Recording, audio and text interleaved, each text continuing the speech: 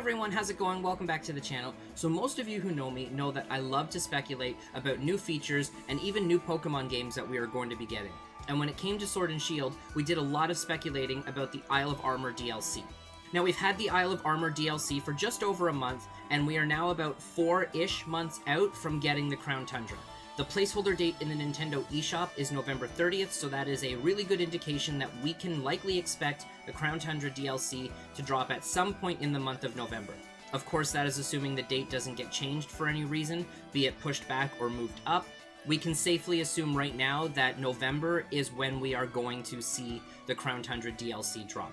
So what I want to do today is I want to discuss 5 things that I personally would love to see in the Crown Tundra DLC.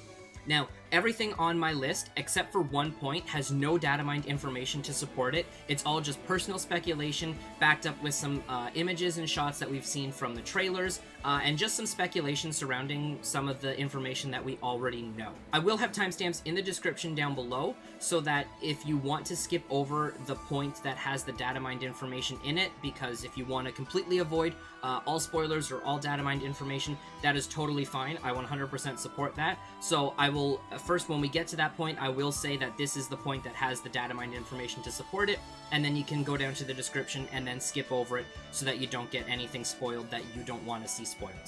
Alright, so let's jump into it. So the first thing on this list is I would love to see the returning legendary Pokemon, first of all, be shiny huntable, and then not be huntable in an exploitable way.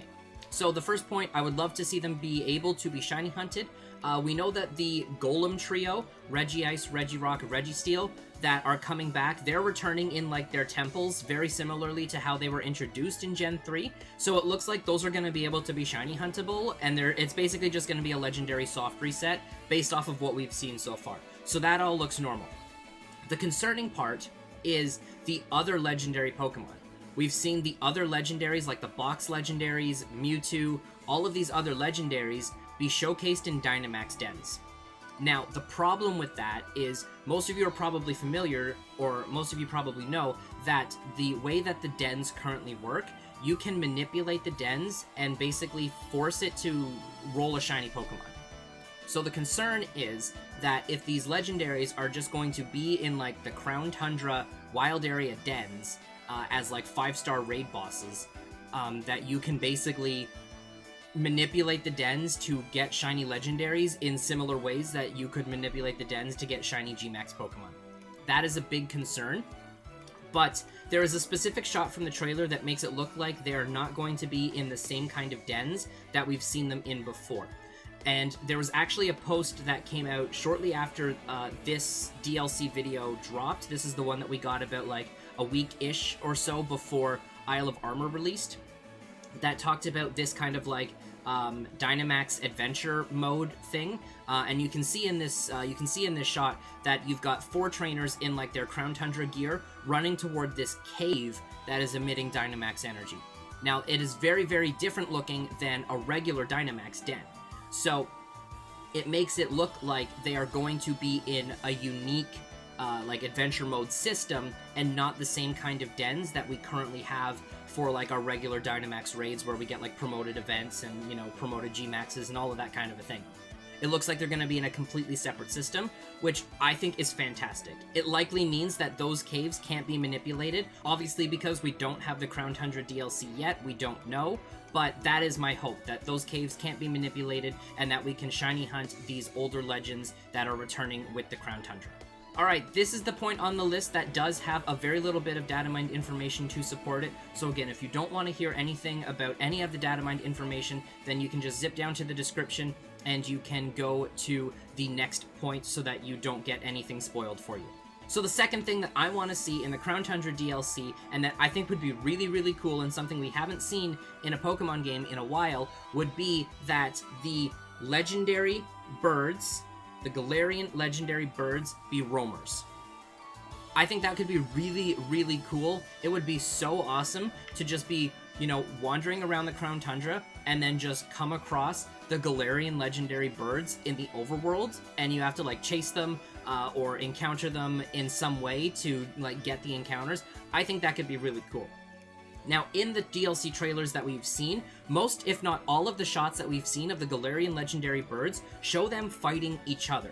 But there is a unique, like, land marker that you can see where these birds are fighting. And there's this really, really big tree behind the birds while they're, like, fighting each other and kind of, like, in this, like, three-way standoff thing. So there's this big tree behind the birds, and you can see this tree from a lot of different locations around the Crown Tundra. It's huge, and we've seen it in some of the other trailer shots that even when you're not even necessarily super close to the tree, you can still kind of see it from afar off. And this is the data mined point that supports this tree having some connection to the birds. The tree in the data mined information is literally called the bird tree. So it is very, very clear that this tree is like the location where the birds are, or has just some sort of connection to the Galarian legendary birds. Now, what I think would be really cool is, since you can see this tree from a distance, I think as you, like, approach the tree, if you can see the birds, like, fighting each other, and that's, like, an extra thing that, like, draws you in, is you can see this fight going on from a distance. And then when you get up to the tree, it could be super cool if, like, the birds stop fighting and they scatter. Kind of like how you have to release the roamers in Gen 2 in Gold and Silver, like you go into the bottom of the Burn Tower, and then you can just release the roaming beasts. I think that would be really cool, is if you approach this tree, and then the birds scatter, and then they're available to be caught somewhere in the tundra. Now, if that's the case, I really hope that they can be shiny hunted, because that is going to be probably like one of my favorite hunts of the DLC, is if you can shiny hunt the roaming Galarian legendary birds. Now, obviously, there's a lot of speculation here, because, you know, we're guessing that the birds can be roamers, that the birds can be shiny, but personally, I think that would just be a really, really, really cool hunt to go after the roaming Galarian legendary birds. Alright, so nothing else that we're going to talk about today, again, has any data mined information to support it. It's all just my own speculation, so if you're avoiding spoilers, you're safe from here on out. So the third thing that I think would be really cool to see in the Crown Tundra DLC is either fully restored fossil Pokemon, or if they don't plan on ever giving us the fully restored fossils and we just have the Frankenstein versions of the fossils that we currently have, that you can find overworld fossil Pokemon. Now, there's a Pokedex entry for Arctozolt that is really kind of interesting, that I think could possibly connect to something that we've seen in the Crown Tundra. So this is the Shield Pokedex entry for Arctozolt, and I'm reading this off of Cerebi. It says, this Pokemon lived on prehistoric seashores and was able to preserve food with the ice on its body. So the prehistoric seashores is something that is the point that I want to connect to. So in the Crown Tundra, we've seen one of the shots from the trailer have like a beachy area to it, which is kind of interesting for it being a tundra. At least it looks kind of like a beachy area. And we also have seen a lot of water, which could be, you know, you could find like Arctivish, Strong Spawn, or something like that. So I think it'd be really cool if this tundra was like the prehistoric location of these fossil Pokemon and the area that these fossil Pokemon originally used to inhabit. I think that would just be super, super cool.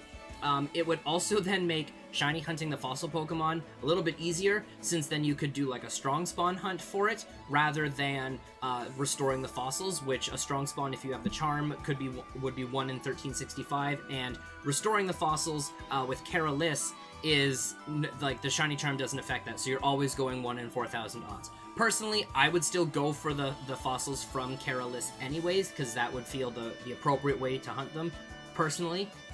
But the other cool thing that could happen is the Crown Tundra could introduce the Dynamax raids for the fossils, which would then also introduce hidden ability fossil Pokemon. Because right now we have no way of obtaining the fossil Pokemon with their hidden abilities. Now, granted, some of the Pokemon you probably don't even want their hidden ability anyways. Like for Dracovish, you want Strongjaw. That is what makes Dracovish really, really good. But it would just be really cool to have access to their hidden abilities, so that it opens up a little bit more of room to like experiment with the fossil Pokemon and just see what they can, like, just see what can be done with them.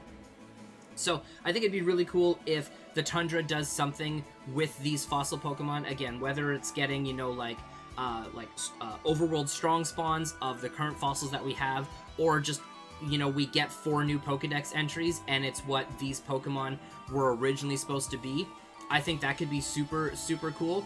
But if we never are supposed to get the fully restored versions of these fossils and we're only supposed to have like the Frankenstein versions, that's totally fine. I personally really like the fossil Pokemon from Gen 8. I know there are some people that think that they're just really weird because they're like 2 different parts just like mashed together and here you go. But I personally think they're really cool, and I also like all of their shinies. But again, that's just personal opinion. So yeah. Alright, the 4th thing on this list is I would love to see the rest of the national decks be reintroduced with Crown Tundra. Now, I know talking about the national decks in Sword and Shield always just opens up a big can of worms. And there were a lot of comments when Sword and Shield was first getting announced that, you know, oh, they're taking away Pokemon from us, they're being lazy, they just don't want us to have Pokemon, you know, they're putting them behind a paywall, all of that kind of stuff. I don't want to get into any of that really, but just to comment on, like, they're not locked behind a paywall. Even if you don't purchase the DLC, you still get a free update to your game when the DLC drops to give your game the data of all of those other Pokemon. So you can still, like, for example, if you don't own the expansion pass and you don't have access to the Isle of Armor, you can still get, like, Politoed and Kingdra and all of these Pokemon, Zoroark, Alakazam, Chansey, if you want, that are reintroduced on the Isle of Armor. You don't actually need the expansion pass to get those Pokemon back in your game. So therefore, it's not locked behind a paywall. But anyways, I think it'd be really, really cool if we could get the rest of the national decks brought back in. Obviously, we know that we are going to be getting probably about at least 100 Pokemon return to Sword and Shield. Isle of Armor brought back, I believe it was 102 older Pokemon. So we are going to see another 100-ish or so Pokemon come back with the Crown Tundra. I think it'd be really cool if we got the rest of the national decks back, or maybe even they plan on bringing back the rest of the Pokemon, like the whole national decks. And if they don't have like a 3rd DLC pack planned, that there will just be an update in the future that just adds their data to the game, and then we can get them all back. One of the things to note is, so when Sword and Shield was still in development before it came out, they mentioned that one of the reasons they are only bringing back, or there was only 400 Pokemon available in the game, I believe they mentioned something about there was a lot more animations that they needed to do for the Pokemon, and some of the people were saying like, oh yeah, that just sounds like a cop-out, blah blah blah, but when you think about it, if you look at the gimmicks of Gen 6 and Gen 7, so Gen 6 had Mega Evolutions as its gimmick, and not every Pokemon could Mega Evolve. There were very specific Pokemon that could, and so there was like a handful of Pokemon that they only needed to do Mega Pokemon for, and therefore the animations then of all of those Mega Pokemon. In Gen 7, the gimmick was Z moves, so they just had to do the move animation and apply it to that Pokemon, and a lot of the animation of that move could be applied to whatever Pokemon was using that move because it was a move. Now, when it comes to the gimmick of Gen 8 being Dynamax, the gimmick works on any Pokemon that you want. So it's not like Megas where, like, you know, a Bulbasaur can't Mega Evolve, an Ivysaur can't Mega Evolve, Venusaur can Mega Evolve. In Gen 8, it's like Bulbasaur can Dynamax, Ivysaur can Dynamax, Venusaur can Dynamax, Venusaur now can Gigantamax too. So the gimmick applies to everything. And even if you, personally, are never going to say Dynamax a Bulbasaur, Bulbasaur can be found in Dynamax dens. Maybe not all the time, maybe just during promoted events, which we've seen in the past, but you can still have a Dynamaxed Bulbasaur appear. So they still need to do like the Dynamaxing animation and like move animations for a Dynamaxed Bulbasaur, a Dynamaxed Ivysaur, a Dynamaxed Venusaur, a Gigantamax Venusaur. Basically every Pokemon that is in the game needs to have the Dynamax animations to support that Pokemon. Even if you plan on never Dynamaxing it, because they can still be found in dens, they still need to have it. And even just them being in the game, they need to have the animations to support the gimmick. So it is a little bit more work that they do need to apply all these extra animations to all of the Pokemon in the generation. So I don't necessarily feel that it is that it was like a cop-out of them saying, you know, hey, we have to do all these extra animations for these Pokemon, because it's true. The gimmick works on any Pokemon that is in Sword and Shield, and it's not like Mega Evolutions that applied to like only 30 Pokemon out of like the 600 or whatever that we had, and it's not like Z moves where it's like a move that can just be like 70% of the animation can just be copy pasted to whatever Pokemon, because it's the animation of a move and not the Pokemon itself. So just something to keep in mind when it comes to talking about the National Dex. I know, again, the National Dex can be like a big can of worms when it comes to Sword and Shield specifically, but just a couple of things to keep in mind about just how the gimmick in Sword and Shield works and how it can apply to literally every Pokemon that is in the game. And finally, the last thing on this list is I think it would be really, really cool if we saw a Galarian Regigigas. We know we're getting 2 new Regis. We're getting Regieleki and Regidrago. So I think it would be really, really cool if we had like either like an alternate Regigigas or like a Galarian Regigigas, because we have some new Regis being introduced. We don't know if there's potentially a third Regi that will be coming to make like a new Regi trio, and then there be a new Regigigas or like a Galarian form of Regigigas. We don't know. But I just think it would be really cool. If we're getting 2 new Regis, I think it'd be really cool to possibly see like a Galarian Regigigas, or, you know, like the current Regigigas can like type change or something like that. Just a way that the Regigigas that we currently have can connect or interact with the new Regis that we're going to get in Crown Tundra. Maybe like it can get like a cool new move because of the 2 new Regis. I don't know. I just think it'd be really, really interesting if Regigigas could interact or connect with the 2 new Regis that we're seeing in the Crown Tundra. I just think that would be really cool. And that wraps up our list. So I want to thank everybody so much for watching this video. If you have any speculations about what you want to see in the Crown Tundra DLC, leave them down in the comments below and we'll go through them possibly in a future video. Before we wrap up, I do just want to remind everybody that I do live stream over on Twitch. We do lots of Sword and Shield shiny hunting, competitive battles. We do community raid nights as well. If you're interested in coming to hang out with us for a live stream, I'll have the Twitch link in the description down below. I'll also actually remember to put it like above me this time. I said I was going to do that in the last video, but then I never ended up doing that. So I'll make sure I actually put it up there. If you want to come hang out with us, we stream Monday through Thursdays from 9 p.m. to 11:30-ish p.m. Eastern Standard Time.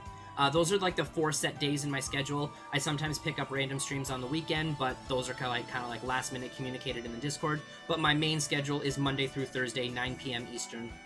Would love to have you come hang out with us for a live stream, to shiny hunt with us, battle us on viewer battle nights, or raid with us during community raid night.